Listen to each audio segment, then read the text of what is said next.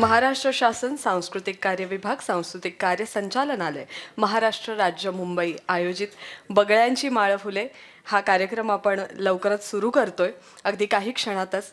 पण त्यापूर्वी ज्यांनी नाट्य क्षेत्रामध्ये रंगभूमीवर आपलं अत्यंत भरीव असं योगदान दिलं, वस्त्रहरणसारखं नाटक आणि त्याचे 5,000हून जास्त प्रयोग करण्याचा टप्पा ज्यांनी पार केला असे ज्येष्ठ नाटककार गंगाराम गवाणकर यांचं नुकतंच निधन झालं. आपण ही बातमी वाचलेली असेल तर आपण त्यांना श्रद्धांजली वाहूया आणि मग कार्यक्रमाची सुरुवात करूया. मी सगळ्या रसिक प्रेक्षकांना विनंती करते, श्रद्धांजलीसाठी आपण कृपया उभं राहावं.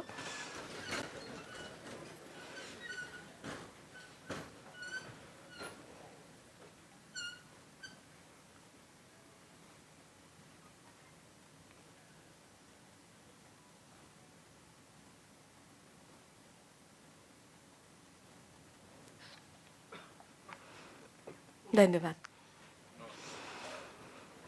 आणि यानंतर आपल्या सगळ्यांना पुन्हा एकदा विनंती आहे की आपण राज्यगीतांनी कार्यक्रमाची सुरुवात करणार आहोत.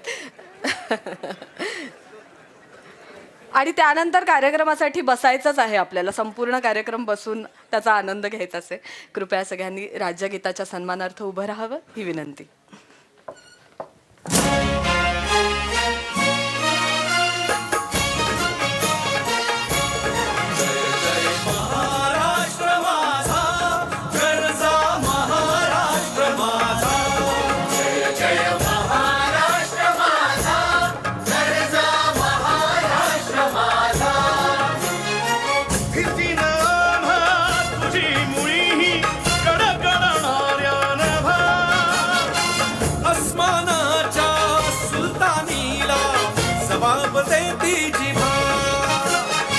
सह्याद्रीचा सिंह गर्जतो शिवशंभूराजा.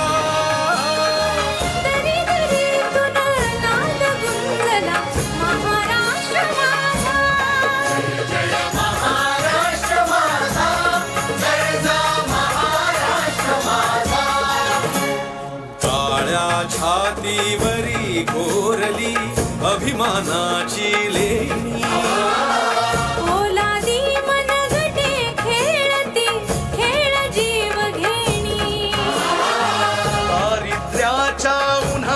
शिजला निखळाच्या घामाने भिजला देश गौरवासाठी झिजला. दिल्लीचे ही रक्तदानी महाराष्ट्र माझा.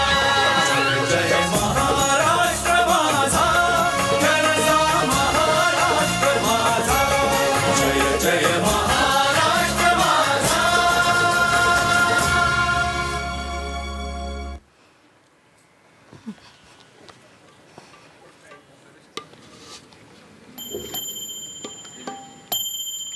महाराष्ट्र शासन सांस्कृतिक कार्य विभाग सांस्कृतिक कार्य संचालनालय आयोजित बगळ्यांची माळ फुले महाराष्ट्राचे ज्येष्ठ कवी आणि लेखक वा.रा. कांत यांच्या साहित्यावर आधारित कविता, गाणी, अभिवाचनाची ही बहारदार मैफिल.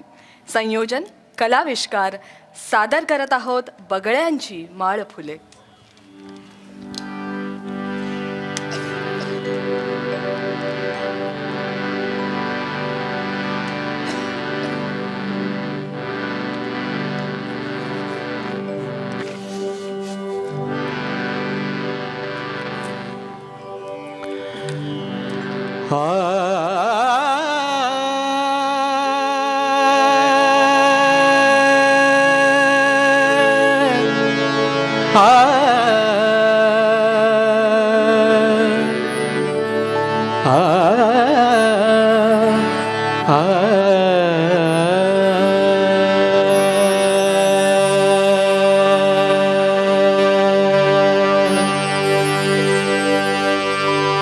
बगळ्यांची माळ फुले अजूनी अंबरात. बगळ्यांची माळ फुले अजूनी अंबरात.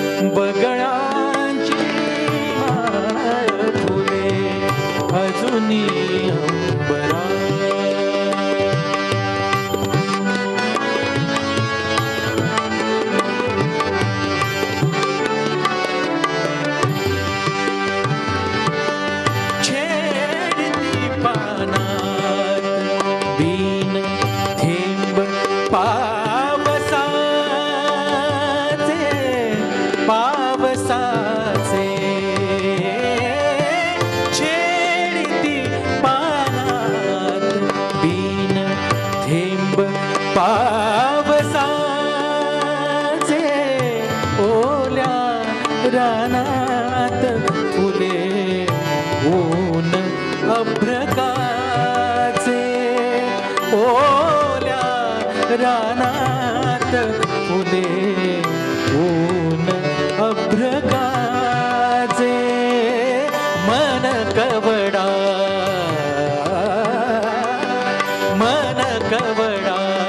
घन घुमतो मन कवडा घन घुमतो दूर डोंगरात बगळ्यांची माळ फुले अजुनी अंबरात बगळ्यांची माळ फुले अजुनी अंबरात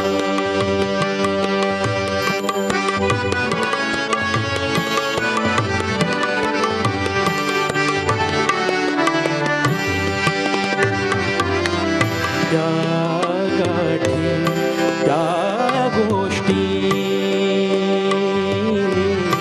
त्या गाठी त्या गोष्टी नारळीच्या खाली त्या गाठी त्या गोष्टी त्या गाठी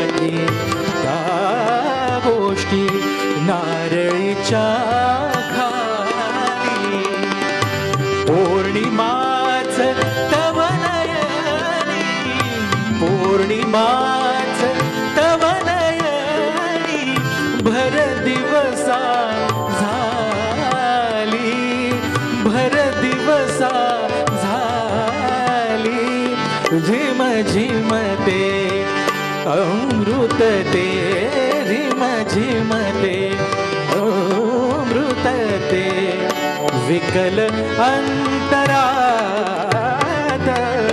बगळाची माळ फुले अजुनी अंबरात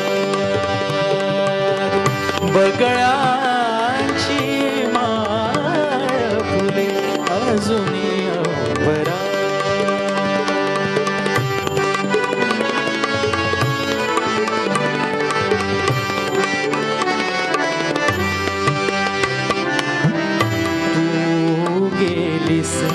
तोडून ती तू गेलीस तोडून ती माळ सर्व धागे तू गेलीस तोडून ती माळ सर्व धागे फडफडणे फडफडले पंखाचे शुभ्र उरे मागे शुभ्र उरे मागे सलते ती तडफडका सलते ती तडफडका कधी तुझ्या उरात बगळाची माळ फुले अजुनी अंबरात बगळाची माळ फुले अजुनी अंबरात भेट आपुली स्मरशी भेट आपुली स्मरशी काय तू मनात बगळाची माळ फुले अजुनी अंबरात अजुनी अंबरात अजुनी अंबरात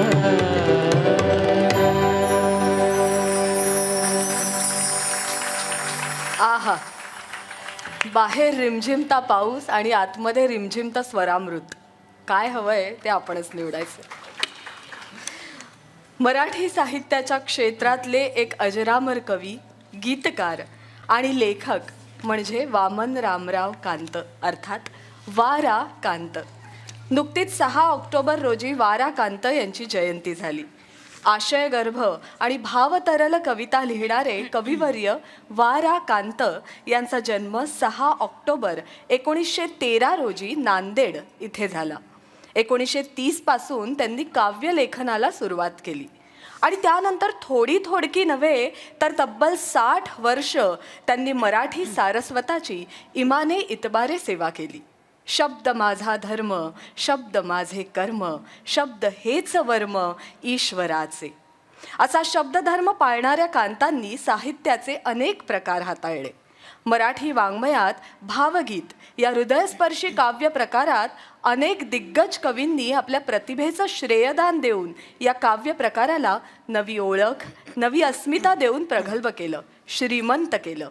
अशा प्रथितयश भावगीतकारांमध्ये कवी कांतांचा वाटा तसाच चमचाभरच, पण तो चमचा तूप साखरेचा ठरला हे मात्र तितकंच खरं. कांतांची मोजून 5-6 भावगीतच तबकडीवर ध्वनिमुद्रित झाली, पण ती सर्वच्या सर्व आजही तितकीच लोकप्रिय आहेत. त्यातलंच एक गीत आत्ता आपण ऐकलं, जे कांतांनी त्यांच्या पत्नीच्या मृत्यूनंतर लिहिलं होतं. कांतांच्या गीतांचं वैशिष्ट्य असं की त्यात संगीत प्रधान होऊन गीतातलं काव्य कुठेही हरवून जात नाही, कारण ते शब्दच आशयाची गहनता घेऊन आलेले असतात. बगळ्यांची माळ फुले या त्यांच्या काव्यसंग्रहातल्या या पुढच्या 2 कविता पहा. अलबेले पाखरू. अलबेले पाखरू पाहिले अलबेले पाखरू, उडताना पंखातून त्याच्या वाजतात घुंगरू, पाहिले अलबेले पाखरू. करुणेच्या थेंबाचे डोळे, करुणेच्या थेंबाचे डोळे घेऊन चढतो तो आभाळे, तप्त जळत्या एकांतातून गान लागते झरू, पाहिले अलबेले पाखरू. दुःखाच्या फांदीवर बसते, दुःखाच्या फांदीवर बसते, आनंदाची फळे पिकविते, दग्धमनी सांजेच्या फुलती प्राजक्ताचे तरू, पाहिले अलबेले पाखरू. पंखांवर आभाळ पेलुनी, पंखांवर आभाळ पेलुनी, पूर्वेवर अंधार कोरुनी, पंखांवर आभाळ पेलुनी, पूर्वेवर अंधार कोरुनी, प्रकाशबी अंधार मनातुनी नित्य नवे भास करू, पाहिले अलबेले पाखरू, पाहिले अलबेले पाखरू. दुसरी कविता आहे श्रावण झुलला ग. श्रावण झुलला ग श्रावण खुलला, श्रावण झुलला ग श्रावण खुलला, भर उन्हात पाऊस वळला ग श्रावण झुलला ग. धारा सरसर श्याम तळ्यावर, धारा सरसर श्याम तळ्यावर, पाण्यावर पाण्याची चादर, गर्भरेशमी उडते सुंदर, केवडा झडी मधी पिवळा ग श्रावण हसला श्रावण झुलला ग. हिरवी राने लांब पसरली, हिरवी राने लांब पसरली, त्यावर केशर सांज उतरली, शुभ्र पाखरे त्यात उमलली, कवडसा मनामधी हलला ग श्रावण फुलला श्रावण झुलला ग. नक्षत्रांच्या जळती ज्योती, नक्षत्रांच्या जळती ज्योती, ओले डोळे वाट पाहती, धुंद उदवल्या काळ्या रात्री, धुंद उदवल्या काळ्या रात्री, गंध उरामधी भरला ग श्रावण भुलला श्रावण झुलला ग, श्रावण खुलला श्रावण झुलला ग. आहा, खरोखर पुन्हा श्रावण आल्यासारखं वाटलं. वा.रा. कांत म्हणतात, कवीनी झाडासारखं असावं. काही झाडं वसंतात एकदाच फुलतात, पुढे 9-10 महिने नव्या फुलोऱ्याची वाट पाहत राहतात. घाई करत नाहीत फुलण्याची. वर्षभर ते पावसातलं जीवन, वाऱ्यातलं स्फुरणं, तारकातलं गाणं आणि उन्हातलं तेज वेचत असतात. फांद्या फांद्यातून या साऱ्यांचा रस खेळवत वर शेंड्यापर्यंत नेतात. मग एक क्षण असा येतो की डहाळीच्या टोकाला हा सारा जीवनरस अपरिहार्यपणे फुलांनी फुलतो, कुसुमित होतो. कांत हे असेच नक्षत्रांच्या देशातले वसंत होते. आजच्या भाषेत बोलायचं तर चकल्या पाडल्यासारख्या कविता पाडून त्यात केवळ संख्यात्मक भर घालण्यात त्यांना मुळीच रस नव्हता. त्यांची कविता कुसुमित होण्यासाठी वसंताची झुळूक येईपर्यंत वाट पाहण्याची त्यांची तयारी होती. आता हेच बघा ना, कांतांच्या शब्द लालित्यावर पंडित यशवंत देवांना संगीताचा साज चढवावासा वाटतो तो असा.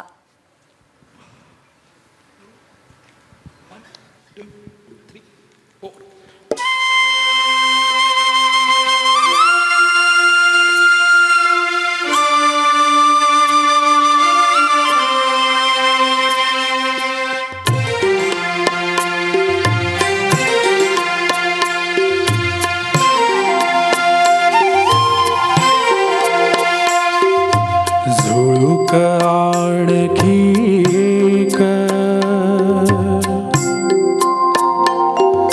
झुळूक आणखी एक, आणखी एक पान गळले. झुळूक आणखी एक, आणखी एक पान गळले. आणखी एक पान गळले. झुळूक आणखी एक.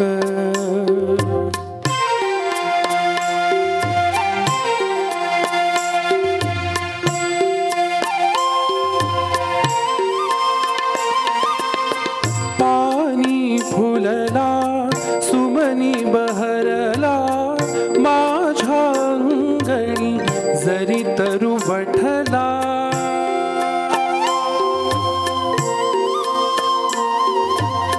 पाणी फुलला सुमनी बहरला माझ्या अंगणी जरी तरु वठला.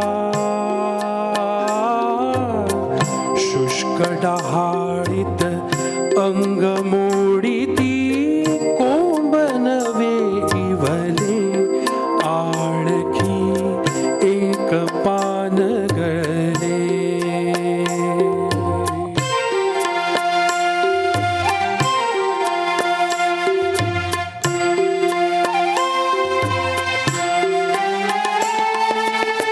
चंद्रकोर अंगांगी भरली.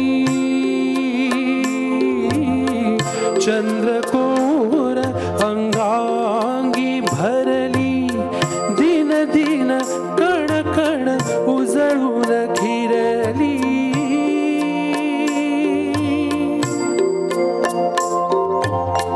चंद्रकोर अंगांगी भरली. दिन दिन कण कण उजळून खिरली. परिअवसेच्या परिअवसेच्या प्रभात ओटीत सूर्यबिंब भरले. आणखी एक पान गळले.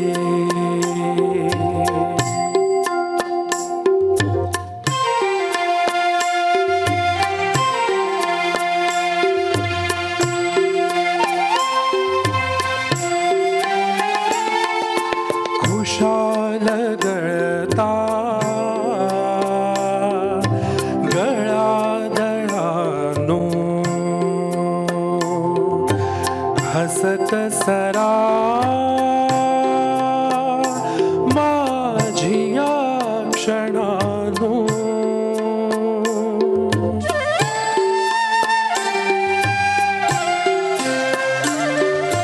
खुशाल कळता गळादळानो हसत सरा माझिया क्षणानो. बघे क्षणाच्या बघे क्षणाच्या पान झडीत मी अक्षय पण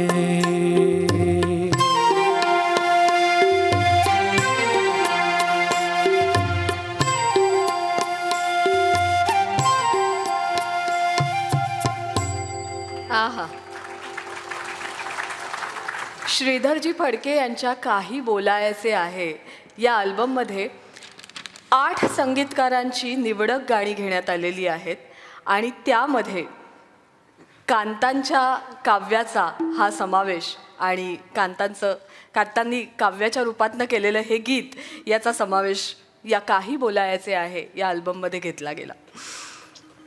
स्वातंत्र्यपूर्व काळात मराठवाडा हा निजामी राजवटीचा भाग होता. हैदराबाद राज्यात प्रशासनाची राजभाषा उर्दू होती. शिक्षणाचं माध्यमही उर्दूच होतं. अशा परिस्थितीत मराठवाड्यातले लेखक, कवी, अभ्यासक माय मराठीची सेवा आपल्या लेखनातून करण्याचा प्रयत्न करत होते. या लेखकांनी लिहिलेलं साहित्य प्रकाशित करण्यासाठी महाराष्ट्रातल्या पुणे मुंबईच्या प्रकाशकांवर अवलंबून राहावं लागत असे. यामुळे त्या काळातील मराठवाड्यातील साहित्य संवर्धनासाठी ज्या अनेक बुजुर्गांनी प्रयत्न केले त्यातले कविवर्य वा रा कांत हे एक महत्त्वाचे कवी होते. त्यांना त्यांच्या वडील आणि आजोबांपासून लेखनाचा वारसा लाभला होता. हा अनुवांशिक वारसाच वा रा कांतांनी पुढे जोपासला. नांदेड इथे जन्मलेल्या वामनरावांनी मराठी उर्दूचा अभ्यास करत असताना काव्यलेखनाला सुरुवात केली. सुरुवातीला काही वर्ष शेतकी खात्यात नोकरी केल्यानंतर हैदराबाद नभोवाणीवर नेमणूक होऊन औरंगाबाद आकाशवाणी केंद्राच्या मराठी विभागाचे कार्यक्रम संयोजक म्हणून ते रुजू झाले.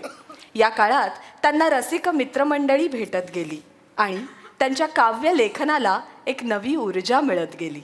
ज्यांच्या मैत्रीतून त्यांना ऊर्जा मिळाली असं एक महत्त्वाचं व्यक्तिमत्व म्हणजे कविवर्य बा भ बोरकर. मला भेटलेले कवी बोरकर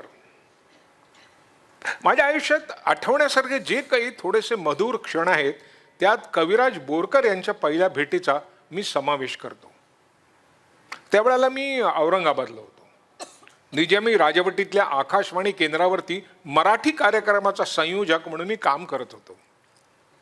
त्या काळात प्रसिद्ध नाटककार मामा वरेरकर, प्राध्यापक नर फाटक, कवी यशवंत, अनिल, कुसुमाग्रज, संजीवनी मराठे, गिरीश, मायदेव, सोपानदेव चौधरी इत्यादी इत्यादी त्या काळातले बरेचसे प्रसिद्ध साहित्यिक कवी यांना आम्ही औरंगाबाद नभोवाणी केंद्रावरती आमंत्रित केलं होतं.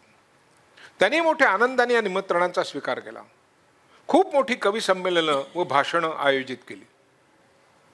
इथे आणखी एका गोष्टीचा उल्लेख करायला पाहिजे. सेन्सॉरची दडपणही कमी झाली होती म्हणून मंडळीनं आता पूर्वीसारखं अवघडल्यासारखं वाटत नव्हतं. आपण मराठीच्या माहेरी जातो या आपलेपणाच्या आणि प्रेमाच्या भावनेनं ते औरंगाबादला येत आणि कार्यक्रमात भाग घेत. औरंगाबाद नभोवाणीच्या या सुवर्ण काळातच कवी बोरकरांना प्राचारण करायची संधी मला मिळाली आणि त्यांच्या भेटीचा अमोल योग लाभला. सन 1948-49च्या सुमारास कविवर्य बोरकरांना एका कवी संमेलनासाठी आम्ही निमंत्रित केलं. त्यांच्याबरोबर श्रीकृष्ण पोवळे आदी कवींनाही निमंत्रण होतं. पोवळे वगैरे मंडळी कुठेतरी हॉटेलमध्ये उतरली पण कवी बोरकर मात्र माझा पत्ता शोधत माझ्या घरी पोचले. अगदी सकाळीच दारावर अनोळखी हाक ऐकून मी दरवाजा उघडलं. बघतो तो काय, समोर कवी बोरकर. सळपातळ काळी सावळी तरुण हसतमुख व्यक्ती, कपाळावर झेपवणारे काळेभोर केस, ओठावर हसू, डोळ्यात कलावंतांची आत्मरत धुंदी आणि काहीतरी स्वतःशी गुणगुंत असलेल्या मुखावर प्रसन्न कांती. चर्येवर अनोळखीपणाचा संकोच नाही की अनाहूत माणसाचा ओशाळपणा नाही. आपल्याच घरी आल्यासारखी संतोषण वृत्ती आणि मोकळेपणा. मला पाहताच म्हणाले, मी कवी बोरकर. हो, मी ओळखलं, या ना, चला वर या ना. तुम्हाला कोण नाही ओळखणार, मी उत्तरलो. बोलत बोलत आम्ही घरात आलो. सुपारी हनुमान रोडवरील डॉक्टर श्रीकृष्ण वैद्यांच्या समोरच्या माडीवर आम्ही तेव्हा राहत होतो. ओळख देख नसताना कविवर्य बोरकर माझं घर शोधत आले याचा मला खूप आनंद झाला होता. त्यात थोडी अभिमानाची पण भावना होती. आल्याबरोबर अनेक दिवसांची ओळख असल्यासारखं आमच्या घरच्या सर्व माणसात ते रमले, मोकळेपणाने, आनंदाने. आपण कवी तेव्हा आपण कोणीतरी वेगळे आहोत ही अहंकारी भावना या माणसात नव्हती. सकाळचा चहा फराळ झाल्यानंतर बोरकर थोड्या वेळाने काव्यविषयक गप्पात आणि काव्य वाचनात रंगले. माझी ऑफिसची वेळ होत असल्यामुळे पत्नीने मला तेव्हा स्नानाची आठवण करून दिली. म्हणजे रवीने मला येऊन सांगितलं, आई म्हणते आंघोळीचं पाणी काढलंय. ते ऐकून मी बोरकरांना विचारलं, तुम्ही आधी आंघोळ उरकता हां, म्हणजे तुम्ही आमचे पाहुणे आहात, विसरू नका. बोरकर जरा विचारात पडले. पारदर्शी चेहऱ्यावर क्षणभर संकोचही बिंबून गेला. मग मला ते हळूच आवाजात म्हणाले, कांत, तुम्ही आधी आंघोळ करून घ्या, मला थोडा उशीर लागेल. काय हरकत नाही असं म्हणून मी स्नान करून परत आलो. तेव्हा बोरकर म्हणाले, कांत, तुम्ही ऑफिसला जा, तुम्हाला घाई असेल. मला काय, मी निवांतपणे उशीर आंघोळ करीन आणि घरच्यांनाही सांगा सगळ्यांना आंघोळ करून घ्यायला, कारण माझे कपडे वाळावे लागतील, ते अजून धुवायचे. आता माझ्या डोक्यात लख्ख प्रकाश पडला. इंद्रधनुच्या बांगड्या करून देणाऱ्या कवीकडे कपड्यांचा एकच संच होता, अंगावरचा तेवढाच. कलावंताची ही अवस्था पाहून मी क्षणभर खिन्न झालो. मला गप्प बघून बोरकर म्हणाले, अहो विचार कसला करताय, तुम्ही खुशाल कामावर जा, कपड्यांची सगळी व्यवस्था मी करून घेईन. अहो पण काय आहे, तुम्हाला कार्यक्रमाला यायचे आहेत आकाशवाणीवर, त्यासाठी परीट घडीचे कपडे नकोत. मी विचारलं, कपड्यांची काळजी करू नको, कपड्यांची काळजी नको तुम्हाला. हे बघा, तुम्हाला कविता मात्र अगदी परीट घडीच्या नवीन करकरीत ताज्या फुललेल्या फुलांसारखं देईन, याची खात्री ठेवा तुम्ही. कपड्याच्या परीट घडीशी काय करायचं आहे तिकडे, असं म्हणून ते हसू लागले. पण हा संवाद चालला असताना त्यांच्या चेहऱ्यावर ओशाळलेपणाची किंवा विषण्णतेची किंचितही छाया नव्हती. घरातलं एक स्वच्छ धोतर त्याने देऊन मी जिना उतरलो. रस्त्याने चालताना माझं मन विचार करायला लागलं, सदऱ्या विणा सुखी असलेल्या माणसाची ही वृत्ती बोरकरांनी मिळवली कुठून? अशी प्रसन्नता, प्रतिभा, संबंध आणि आनंदात्री कविता रचनाला लागणारी मनाची श्रीमंती, समतोल त्यांनी या परिस्थितीत कसा साधला असेल? जो ह्यांचा सुखी सदरा घालील त्याला बोरकरांसारखीच नाद, रसमधुर, भरजरी आकांक्षेसारखे सुंदर रचना करता येईल काय? पण पोशाख आणि कवितेच्या गुणश्रीचा, सौंदर्य संपन्नेचा तसा काय संबंध आहे? बोरकरांनी प्रतिभेची ही धुंदी कशी साध्य केली असेल? हा खरा रससिद्ध कवी जन्मता कवितेचे वरदान घेऊन आलेला. संध्याकाळी ठरल्याप्रमाणे कवी संमेलनाचा कार्यक्रम नभोवाणी समोरच्या बागेत उभारलेल्या भव्य शाबियानात अत्यंत उत्साहानंच यशस्वीपणानं श्रोत्यांच्या उपस्थितीत पार पडला. बोरकरांच्या काव्याला, रूपसंपदेला, श्रीमंतीला रसिकांनी भरपूर दाद दिली. कवीचा पोशाख चुरगळलेला होता याच्याकडे कोणाचंच लक्ष नव्हतं. दुसऱ्या दिवशी रविवार होता, त्यामुळे शनिवारी रात्री बोरकरांच्या पुढाकाराने वेरूळ अजंठा बघायला जायचा विचार ठरला. पहिल्या दिवशी वेरूळ, दुसऱ्या दिवशी अजंठा असा कार्यक्रम आखला. अजंठा वेरूळची सर्व लेणी विस्ताराने फिरून बघितली. कैलास लेण्यांच्या दर्शनातील एक प्रसंग, वेरूळचं ते भव्य अद्भुत शिल्प, शिवपार्वतीच्या प्रणयविहारांची आणि पार्वतीच्या परिचय प्रसंगाची ती भव्य भावपूर्ण शिल्पचित्र, त्यांच्या कलापूर्ण सुंदर भावमुद्रा बघून आम्ही हर्षभरीत झालो. पुढे बरेच दिवसांनी मला त्यांची एक कविता वाचायला मिळाली, हिमालयाची हाक. त्याची सुरुवात अशी होती, श्रवणी ये गंभीर हाक कवण सुंदराची, श्रवणी ये गंभीर हाक कवण सुंदराची, काय गहन असह सहा शैल गभारांची, नाभीतुनी प्रणव उठे रोमातुनी कोंब फुटे, नाभीतुनी प्रणव उठे रोमातुनी कोंब फुटे, झुळझुळती दरवळती कंपनेश्वरांची, श्रवणी ये गंभीर हाक कवण सुंदरांची. वेरूळ अजिंठ्याच्या शिल्पसौंदर्यात बोरकरांना विश्वातल्या सुंदर भुवनाचा प्रत्यय आला. कोणाची ही हाक आहे असं विचारताना प्रथम ही असह सह्याद्री पर्वताची हाक आहे का, असाही त्यांनी प्रश्न केलाय. इतकंच नव्हे तर उत्तरेतल्या दोन्ही नद्या गंगा जमुना माहेरपणाला आतुर होऊन उलट्या दिशेने वाहत दक्षिणेकडे महाराष्ट्राकडे वळल्याचं अद्भुतही त्या कविदृष्टीला दिसलं. आणि त्यांच्या कानात सह्यागिरीपासून शतावधी कोस दूर असलेल्या हिमगिरीतून उठलेली पर्वसागराची हाक ऐकू आली. हिमालयाची आणि सागराची हाक इथे एक झाली, त्यांची भाषा एक झाली. प्रणवाचा नाद, शंकराच्या डमरूची उपनिषदे आणि रोमांतून उठलेले सुंदरांच्या स्वरांचे झंकार, या सगळ्यांचे नादर भ्रम याचा सहज साक्षात्कार त्यांना त्या शिल्पात झाला. दगडाच्या मूर्तीच्या दर्शनातून स्फुरलेल्या सौंदर्याच्या अनुभवाचा हा कोंब भुवन सुंदराच्या दर्शनात रूपमानित झाला. एकेरी अनुभवाला एक साकल्य रूप प्राप्त झालं. ही बोरकरांच्या प्रतिभेची किमया आहे. या शिल्पाकृतीला बोरकरांच्या प्रतिभेचं हे लेणं आहे. कांता आणि बोरकर यांचे दोघांचेही ऋणानुबंध कसे होते, एकमेकांना कसा सहवास लाभला हे आपण पाहिलंच. असेच कांतांचे ऋणानुबंध होते ते कविश्रेष्ठ कुसुमाग्रजांबरोबर. कुसुमाग्रजांना ते तात्यासाहेब म्हणूनच संबोधत. कांतांना एकदा अर्धांगवायूचा झटका आला. त्या आजारात त्यांनी जवळजवळ 6 महिने मृत्यूशी मुकाबला केला आणि त्या संकटातून परतल्यानंतर त्यांनी पहिला लेख लिहिला तो कवी कुसुमाग्रजांवरच. इतक्या मोठ्या आजारातून उठल्यावर पुन्हा लिहू शकण्याचं श्रेयही ते देतात ते कुसुमाग्रजांना आणि त्यांच्या सूर्यसंभवा या कवितेला. ते म्हणतात की सूर्यसंभवा या कवितेनंच आजारपणानंतर एका कवीच्या डोक्यातील अंधार अडगळीत पडलेल्या मेंदूला नवं तेज दिलंय, नवा प्रकाश दिलाय. खऱ्या अर्थानं 2 मोठी माणसं असतात ना, ती पण साहित्यासारखा सरस्वतीचा वारसा घेऊन जन्माला आलेली. त्यांना एकमेकांच्या कामाबद्दल नेहमी आदरच वाटतो. मग भले समीक्षकांनी त्यांच्यात कितीही तुलना केली तरीसुद्धा. आता आपण कांतांचं जे पुढचं गीत ऐकणार आहोत त्याची सुद्धा एक गंमतच आहे की साधारणपणे गाण्याच्या रेकॉर्डिंगच्या वेळेला कांत स्वतः स्टुडिओमध्ये उपस्थित राहत. पण या गाण्याच्या रेकॉर्डिंगच्या वेळेला नेमके ते मुंबईत नव्हते. त्यांचे पुत्र मुकुंदकांत जे आज उपस्थित आहेत यांनाही काही कारणांनी मुंबई बाहेर जावं लागलं. पण गाणं मात्र ठरलेल्या दिवशीच रेकॉर्ड झालं. पण तेव्हा काही आत्तासारख्या सगळ्या टेक्नॉलॉजी आणि सोयीसुविधा नव्हत्या. त्यामुळे मुंबईत आल्यावर सुद्धा काही कारणांनी कांतांना ते गाणं बऱ्यापैकी उशिरा ऐकायला मिळालं.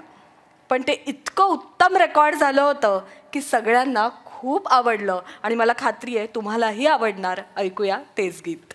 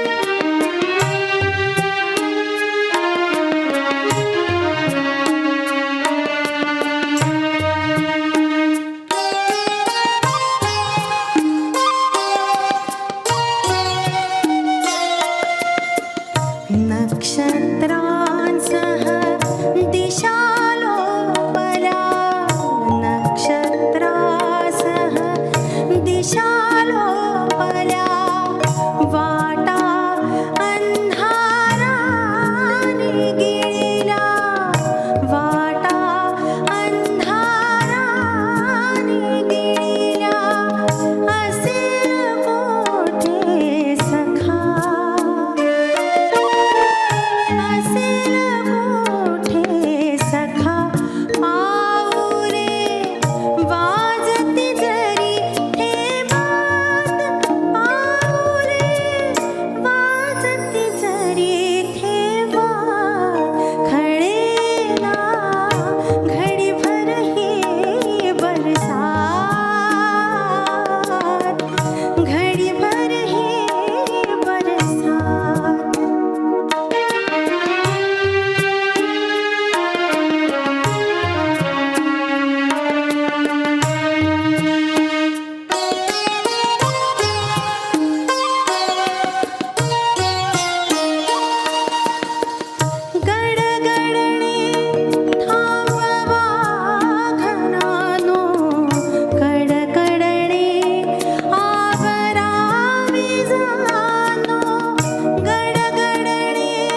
थांबवा घनानो कडकडणे आवरावी जानो बायानो बायानो का तुम्हाही न कळे स्त्री हृदयाची स्त्री हृदयाची वाट खळेना घडीभर हे बरसात घडीभर हे बरसात दिवस संपला नागिण काळी दिवस संपला नागिण काळी उतरे सळसळरा उतरे सळसळरा खळेना घडीभर हे बरसात खळेना घडीभर हे बरसात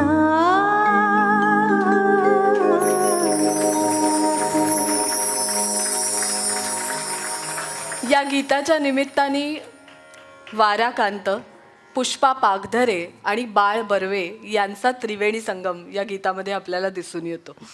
कांत किती अर्थपूर्ण शब्द वापरत आहेत पहा या काव्यामध्ये. खळेना घडीभर ही बरसात. खळेना म्हणजे काय? खळेनाचा अर्थ काय? खळेना म्हणजे थांबत नाही. जी बरसात थांबतच नाही आहे. आता दिवाळी होऊन गेली तरी खळेना घडीभर ही बरसात. आत्ताच्या स्थितीला दर्शवूनच काहीतरी लिहिलेलं तेव्हा असं वाटायला लागलं. कविता लिहिणं म्हणजे काय? कांत म्हणतात, कशा तरी 4 ओळी खरडणं म्हणजे कविता लिहिणं नव्हे. त्यासाठी आयुष्यातल्या साऱ्या व्यथा आणि सारं माधुर्य यांचा संचय करावा लागतो. अनेक देश, अनेक माणसं पाहावी लागतात. जंगलाच्या अज्ञात वाटा तुडवाव्या, दऱ्याखोऱ्यांचा ठाव घ्यावा. समुद्राच्या लाटांवर वाहत जावं, पर्वताच्या शिखरांवर चढून जावं. अंधारात गुदमरावं, चांदण्यात न्हावं. उन्हात तरंगणारं पाखराचं पीस व्हावं, डोळ्यात अश्रूचा थेंब होऊन जडावं. भुकेल्यांची भूक पाहावी, तहानलेल्यांची तहान समजून घ्यावी. बाळाला पाठीवर घेऊन घोडा घोडा खेळावं, मरणाऱ्या माणसाचं मरणही पाहावं. दवाखान्यात आजाराची शुश्रूषा करावी, मृताबरोबर एकटी रात्र जागवावी. बेवारसी प्रेताला खांदा द्यावा, कष्टी माणसाच्या जखमांना पट्ट्या बांधाव्या. उन्मत्त रात्रीत सुंदर तरुणीचं प्रेम मुक्तपणे भोगावं आणि अंधाऱ्या खोलीत स्त्रियांच्या प्रसव वेदनेच्या किंकाळ्याही ऐकाव्या. त्यांच्या यातना पाहाव्या. तारांचं कोसळणं, उल्कांचं जळणं रोखून पाहावं आणि कधीही रित न होणारं नक्षत्रखचित आकाश मनी वागवावं. सकाळी सकाळी उगवत्या फुलांचे विभ्रम पाहावेत आणि खळखळत जाणाऱ्या निर्झराचा सूर ओळखावा. या साऱ्यांचा अर्थ समजावून घ्यावा आणि समजला नाही तर नम्रपणानं त्या अर्थाची वाट पाहावी, अशा विश्वासानं की कधी न कधी तो अर्थ कळेल, उगवेल आपल्या मनात मातीतून फुटणाऱ्या कोंभासारखा. कविता लिहिणं म्हणजे काय या प्रश्नाचं इतकं सविस्तर उत्तर क्वचितच कोणीतरी दिलं असेल आपल्याला. कांत जेव्हा स्वतःची कविता घेऊन येतात तेव्हा काय बरं म्हणतात, ऐकूया. कविता घ्या हो कविता घ्या, कविता घ्या हो कविता घ्या. युगायुगाचा गीत विक्यामी, युगायुगाचा गीत विक्यामी, सब कुछ वाली चीजें घ्या. कविता घ्या हो कविता घ्या. काव्य कलेला मोल हवे ना, सत्यालाही ढोल हवे ना, नसल्यालाही बोल हवे ना, हवे ना. पहा, वाणीचा तुकेल बागी, गरम वाणीचा हुरडा घ्या. कविता घ्या हो कविता घ्या. नवे वाण इश्काचे बघता, भावगीत घ्या, गजला घ्या. यात कालचे हुंदके फुटती, शपथा ओठी पुसून जाती, लिपस्टिकचे कन रंगच उरती. स्वेद कणांनी न्हालेली ही फळे शरीदाबादी घ्या. कविता घ्या हो कविता घ्या. क्रांतिगीत हवे का? पहा, मग ही गरमागरम गाणी घ्या. सत्तेच्या पदी जीभ वाहिली, शब्दातून बंडे रसरसली, शहीद सरणी भाजू पोळी, येळकोट भंडार उधळता हळदी चरण गीते घ्या, कविता घ्या हो कविता घ्या. शब्दांचा मी भोप्या, शब्दांचा मी भोप्या गरजे, ढाक पवाडा लावणी घ्या. धर्मग्रहातनी राजपथातून परमार्थाच्या पेठेमधून विकला आत्मा विकली गाणी, पोतकरामध्ये गळ्यात कवड्या गोंधळ घ्या, गळगवळण घ्या, कविता घ्या हो कविता घ्या.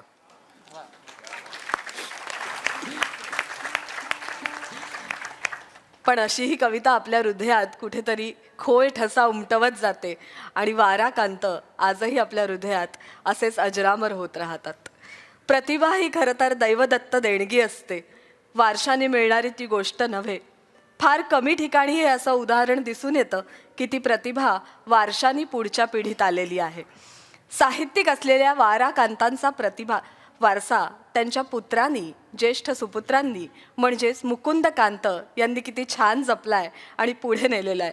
मी कविवर्य वाराकांत यांचे ज्येष्ठ सुपुत्र मुकुंदकांत यांना रंगमंचावर आमंत्रित करते.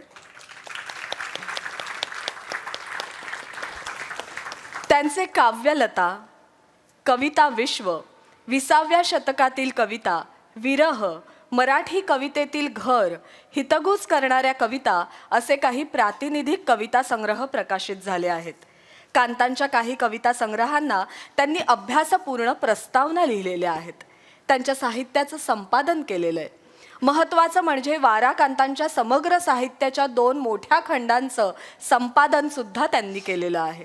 पुढची कविता आपण त्यांच्याकडनंच ऐकणार आहोत आणि ही कविता कांतांनी त्यांच्या अखेरच्या आजारपणात लिहिलेली आहे.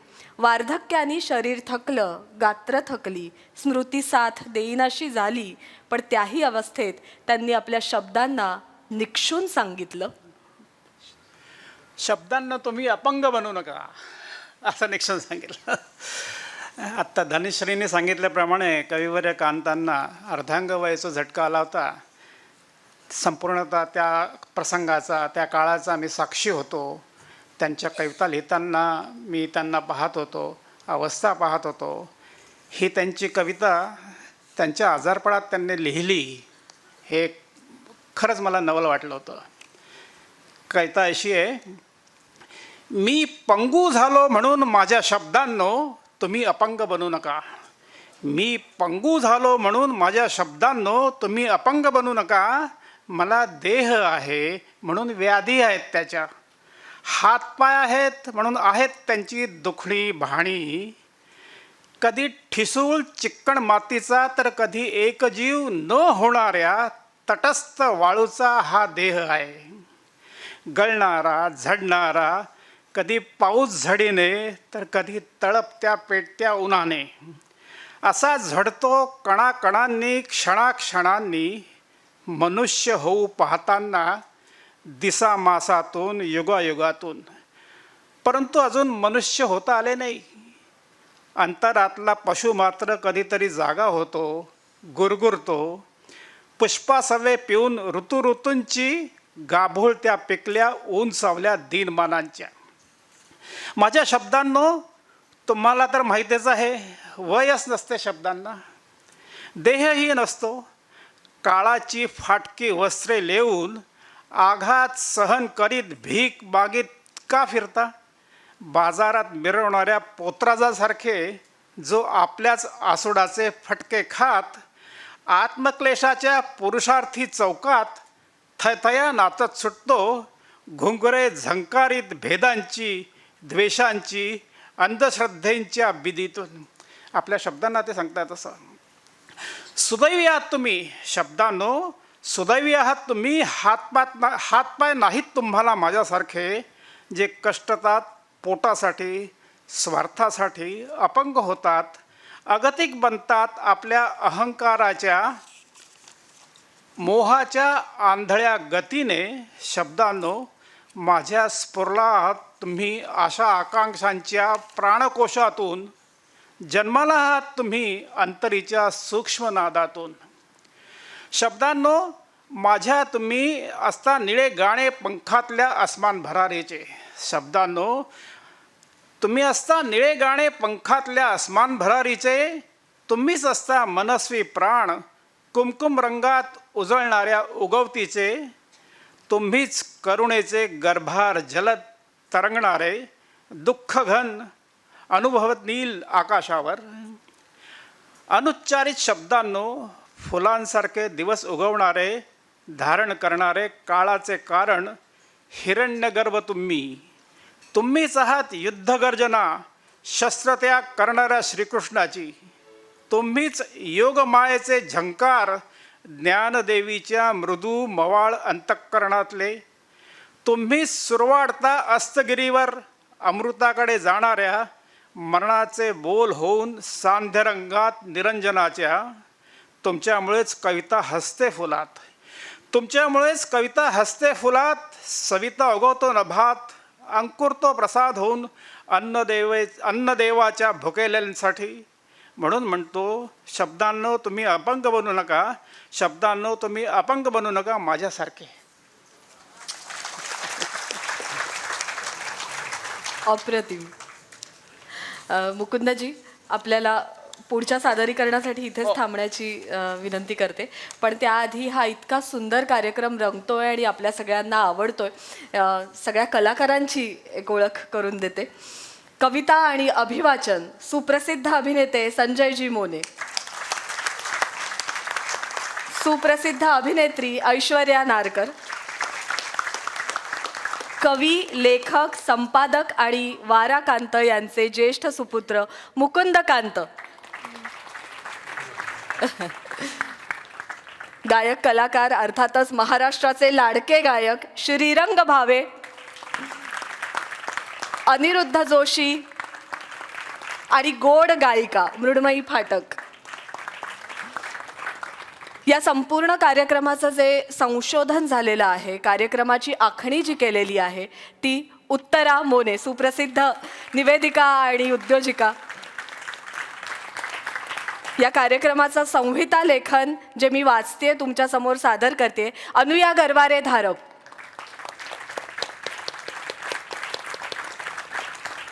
मी निवेदिका धनश्री दामले. आणि या सगळ्या सुरांना जो म्हणजे या सगळ्या स्वरांना जो साज चढतोय, बासरीवर आहेत प्रणव, कीबोर्ड दीप, कौशिकी, हँडसॉनिक प्रफुल्ल, तबला सौरभ आणि ऑक्टोपॅड हर्ष. तांत्रिक सहाय्य ध्वनी चित्रफित मंगेश मुळसकर, संयोजन कलाविष्कार. ओळख करून दिली आहे म्हणजे कार्यक्रम संपलेला नाहीये, सुरू झालेला. कांतांनी मराठी साहित्याच्या प्रांतात दिलेलं योगदान हे विविधांगी आणि विपुल असंच आहे. पहाट तारा, फटत्कार, रुद्रवीणा, शततारका, वाजली विजेची टाळी, दोनुली, मावळते शब्द असे एकूण 14 कविता संग्रह, मरणगंध, दुमार, बासरी, पाषाणावरील तीळ अशी एकूण 11 नाट्यकाव्य, मिर्झा गालिब यांच्या गझलांसह 10 अनुवादित ग्रंथ, 2 नाटकं, वाराकांत याबरोबरच अभिजित आणि रसाळ वामन या टोपण नावांनी लिहिलेले अनेक ललित लेख यांसह साहित्याचे अनेक प्रकार त्यांनी हाताळले. शिवाय आकाशवाणीसाठी अनेक नभोनाट्ये लिहिली. त्यांच्या दीर्घ साहित्य सेवेबद्दल महाराष्ट्र राज्य साहित्य संस्कृती मंडळाने त्यांना गौरववृत्ती देऊन त्यांचा सत्कारही केला होता. कांतांना उत्कृष्ट वाङ्मय निर्मितीचे 4 पुरस्कार शासनातर्फे मिळालेले आहेत. इतकी प्रचंड साहित्य निर्मिती करणारे साहित्यिक तसे विरळाच. कवी कांत हयात असतानाच रुद्रवीणा हा काव्यसंग्रह महाराष्ट्रातल्या विद्यापीठांमधून पदव्युत्तर अभ्यासक्रमासाठी नेमला गेला. हा कांतांच्या प्रतिभेचा गौरवच म्हणावा लागेल. कांतांनी त्यांच्या एका कवितेमध्ये प्रश्न विचारलेला आहे आणि या प्रश्नाचं उत्तर म्हणजे खरं तर आजचा कार्यक्रम आहे. हा प्रश्न काय आहे ती कविता आपण ऐकणारच आहोत. पण ही जी कविता आता मुकुंदजी सादर करणार आहेत ती मालाड पश्चिमच्या लिंक रोड इथे वाराकांत चौक स्मृतीस्थळावर सुद्धा लावलेली आहे. आपण नक्कीच तिथे भेट देऊनही ती वाचू शकता. मुकुंदजी. त्या कवितेचं शीर्षक आहे 100 वर्षानंतर. दिव्याचे तेज, डोळ्याचे वेज, कोण तिथे जाळीत आहे, 100 वर्षानंतर मित्रा कोण माझी कविता वाचित आहे. माझी उन्हे मावळली आहेत, माझी उन्हे मावळली आहेत, माझी फुले कोमेजली आहेत. कालचा प्रकाश कालचा सुवास मात्रा वेलांटीत शोधित आहे. 100 वर्षानंतर मित्रा कोण माझी कविता वाचित आहे. इथे देवांचे दगडच बनले, इथे देवांचे दगडच बनले, ध्येयच दुःख होऊन राहिले. आकार उकारात हरवलेला ओंकार मी माझ्या मरणात भोगीत आहे. 100 वर्षानंतर मित्रा कोण माझी कविता वाचित आहे. नका माझी कविता वाचू नका, शब्दात आता मला बांधू नका. ओझे घेऊन चालू किती, घरच दूर जात आहे. 100 वर्षानंतर मित्रा कोण माझी कविता वाचित आहे. आजची फुले आजच्या उन्हात, आजची फुले आजच्या उन्हात, पाखरांचा शब्द पिकलाय रानात. माझी कविता तिथे वाचा, माझी कविता तिथे वाचा, जिथे ती दिनरात घडत आहे. 100 वर्षानंतर मित्रा कोण माझी कविता वाचित आहे. वा. 100 वर्षानंतर आपली पुढची पिढी सुद्धा अशाच कविता वाचून साहित्य संपदेमध्ये समृद्ध होणार आहेत. धन्यवाद मुकुंदजी. सांस्कृतिक कार्य संचालनालयाचे संचालक माननीय विभीषण चौरे सर सुद्धा उपस्थित आहेत. त्यांचंही मी शब्दसुमनांनी स्वागत करते. आज अभिमानाने वारा कांत यांना सांगावंसं वाटतं की आम्ही मराठी साहित्यप्रेमी रसिक आजही तुमची कविता आनंदाने आणि प्रेमाने वाचतोय.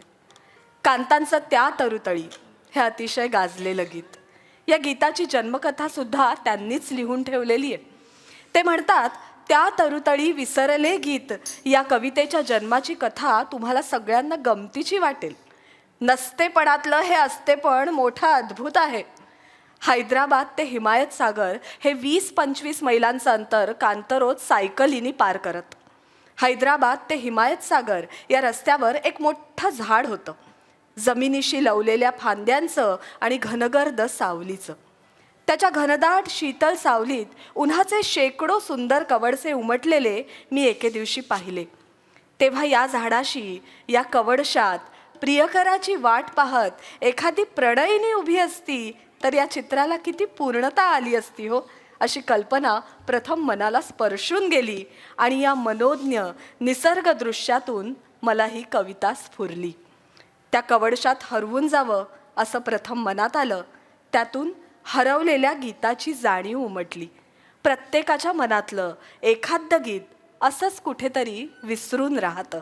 जीवनगीताचे चरण दुभंगतात आणि मग त्या विसरल्या गीताची आठवणच त्याचं जीवनधन बनतं, नाही का?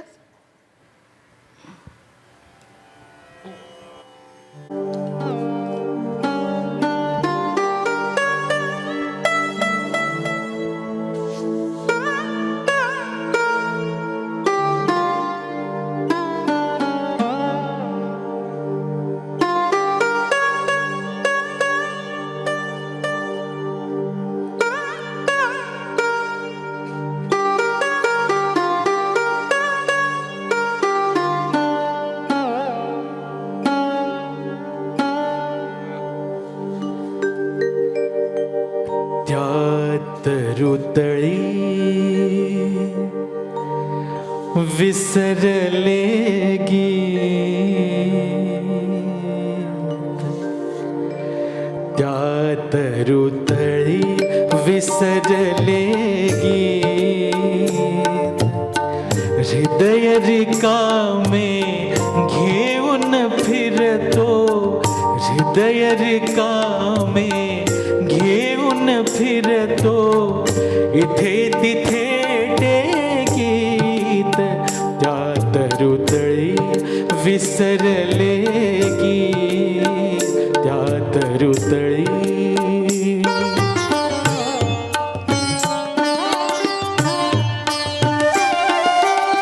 मुक्या मना मग भार भावना, स्वरातुनी चमकते वेदना. मुक्या मना स्वरातुनी चमकते वेदना तप्तरणे तुडवीत हिंडतो तप्तरणे तुडवीत हिंडतो ती छाया आठवीत त्यात रुतळी विसरले गीत त्यात रुतळी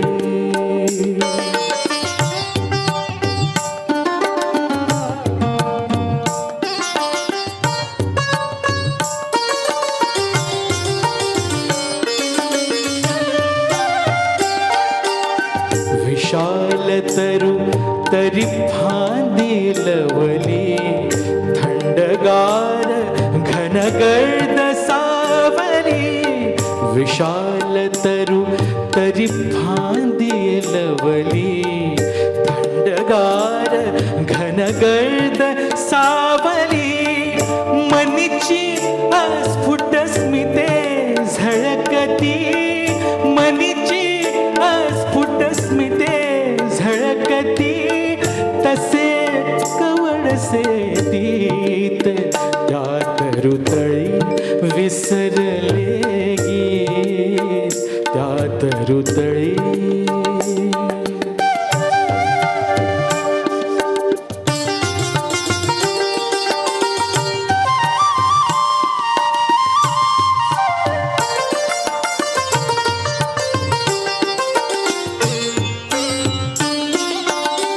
मदालसा तरुवरी रेलुनी वाट बघे सखी अधीर लोचनी मदालसा तरुवरी रेलुनी वाट बघे सखी अधीर लोचनी पान जाई सळसळे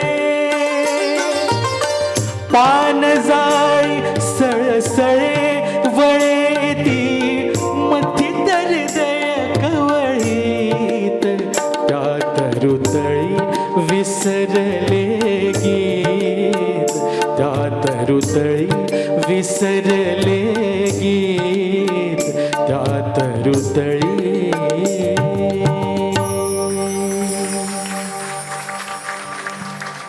कांतांच्या कवितेचं जेव्हा गीत होतं तेव्हा त्यातल्या काव्याला संगीत साथ चढतो आणि ती कविता वेगळं असं सुंदर रूप धारण करते.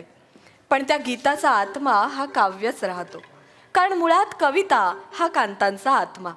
जीवनात मी कवितेचा शोध घेत फिरतो आणि फिरून थकून बसतो तेव्हा कविता स्वतःच माझा शोध घेत माझ्याकडे येते असं कांत म्हणतात.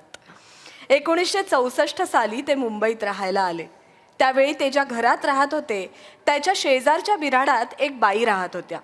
रोज संध्याकाळी कांत घरी यायच्या वेळेला त्या नेमक्या घराच्या बाहेर वरांड्यात किंवा दारात कोणा मैत्रिणीशी बोलत उभ्या असत. त्या कांतांकडे पाहून एक ओळखीचं छान स्मितहास्य करत असत. हा ठरलेला नेम होता रोजचा. ते दृश्य त्यांच्या मनावर इतकं छान कोरलं गेलं की त्यावरही त्यांनी शब्द लिहिले आणि त्याचंही गीत झालं. 1 2 3 4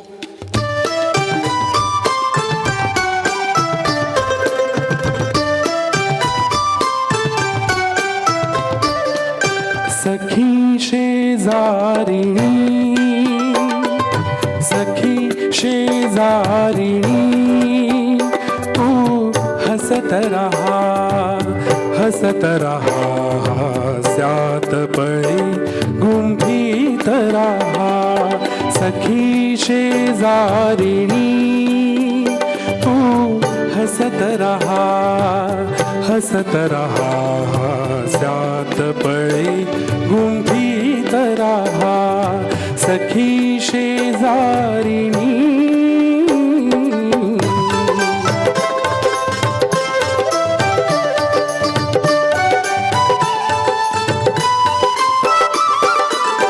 दीर्घ बदामी श्यामल डोळे एक सांद्र घन स्वप्न पसरले.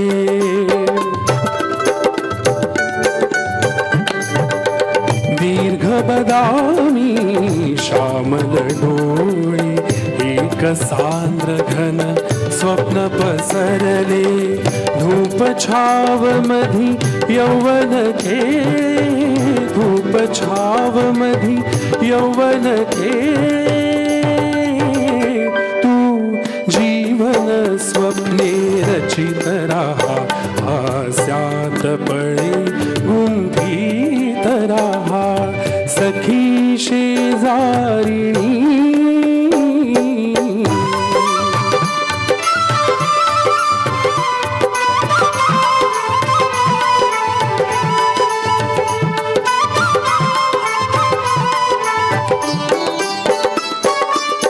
सहज मधुर तू हसतावळुनी स्मित किरणी घरी क्षितिज तोलुनी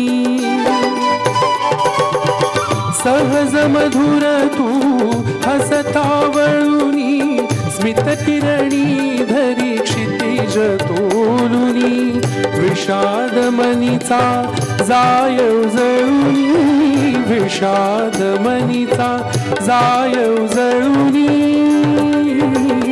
तू वीज खिन्न घनी लवत राहा हास्यात पळे गुंफीत राहा सखी शेजारिणी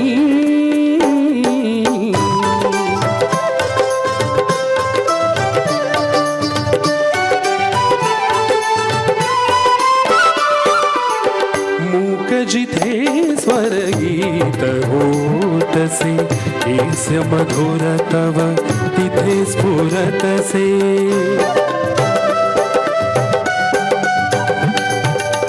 मूक जिथे स्वर्गीत होतसे हास्य मधुर तव तिथे स्फुरतसे जीवन नाचत गात येतसे जीवन नाचत गात येतसे स्मित चाळत्यास बांधून पहा हास्यात पळे गुंफीत राहा सखी शेजारिणी तू हसत रहा हास्यात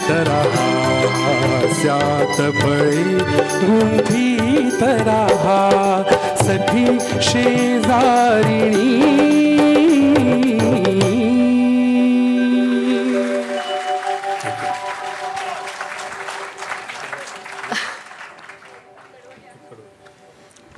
धन्यवाद.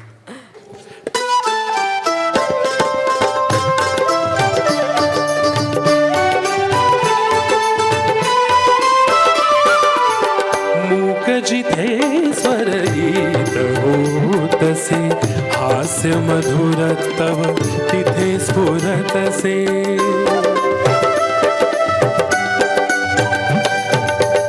मूक जिथे स्वरगीत होतसे हास्य मधुर तव तिथे स्फुरतसे जीवन नाचत गात येतसे जीवन नाचत गात येतसे स्मित चाळत्यास बांधून पहा हास्यात पळे गुंफीत राहा सखी शेजारिणी तू हसत रहा हास्यात पळे गुंफीत राहा सखी शेजारिणी